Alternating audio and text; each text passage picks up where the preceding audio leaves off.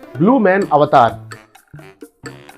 बांद्रा नाम के गांव में सिप्पी नाम का एक आदमी रहता था। वो उस गांव में हमेशा कुछ शैतान हरकतें करते हुए लोगों को बहुत सताता था।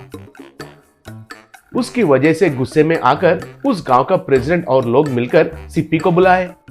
फिर सिप्पी से गांव का प्रेसिडेंट, अरे ओए सिप्पी, इतने दिन तुम्हारे माँ पिता के मुंह देखकर माफ करते आए हैं, मगर तुम इस गांव के नियमों को तोड़ते हुए शराब पी रहे हो और लड़कियों को सता रहे हो, बड़ों से इज्जत के बिना बात कर रहे हो। अब तुम्हें कोई भी माफी नहीं मिलेगा।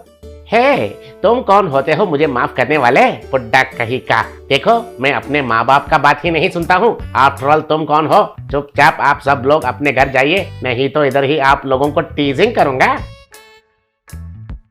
भाई साहब, ऐसे डर नहीं रहने वाले येड़े को यूं ही नहीं छोड़ना चाहिए। इसको घर से ही नहीं, गांव से ही बाहर निकाल दीजिए। उसकी बात सुनकर गांव के सब लोग हाँ हाँ कहने लगे। ये सुनकर प्रेसिडेंट ने सिप्पी को गांव से बाहर निकाल दिया।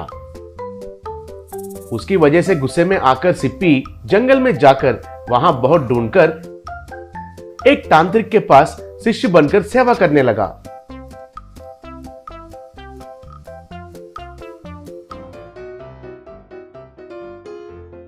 ऐसे कुछ साल उनका सेवा करने के बाद एक दिन तांत्रिक सिप्पी से, अरे वाह सिप्पी, तुम मुझे बहुत पसंद आए। तुम्हें कितना परेशान करने से भी तुम मेरा सेवा करते आ रहे हो। क्या वरदान चाहिए, मांगो।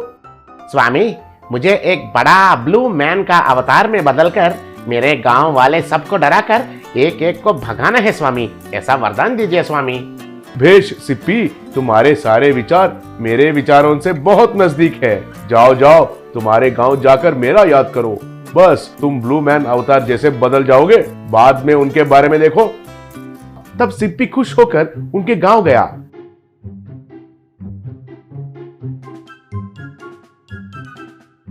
सिप्पी को गांव में आते हुए देखकर कुछ लोग सिप्पी को नहीं आने के लिए कहकर रोकने लगे। तब सिप्पी को गुस्सा आया और तांत्रिक को याद करके मंत्र पढ़ा।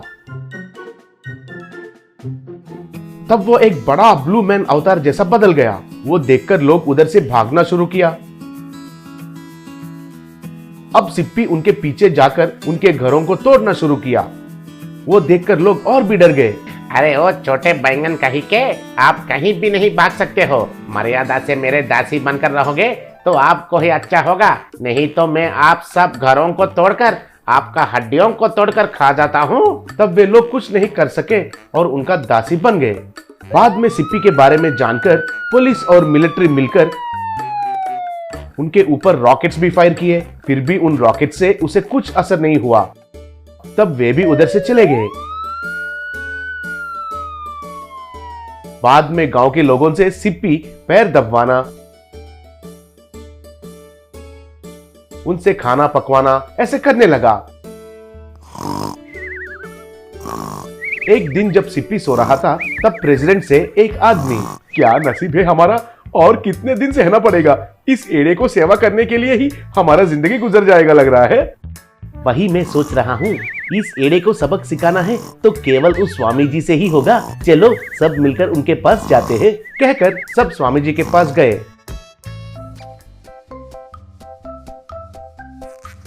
स्वामी जी से सब बात बताए। तब स्वामी जी उनका मंत्र छड़ी से खाना प्रकट किया।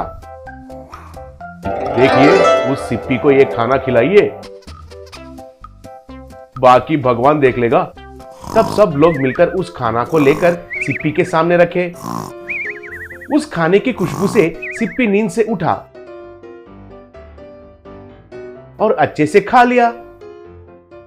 बस कुछ देर के बाद सिप्पी एक लिलीपुट ब्लू मैन जैसा बदल गया। ये देखकर सिप्पी, अरे बाप रे, ये तो धोखा हो गया है। मैं ऐसे कैसे बन गया हूँ? अरे तुम सबको देख लूंगा। अभी जंगल में जाकर मेरा स्वामी जी से मिलता हूँ।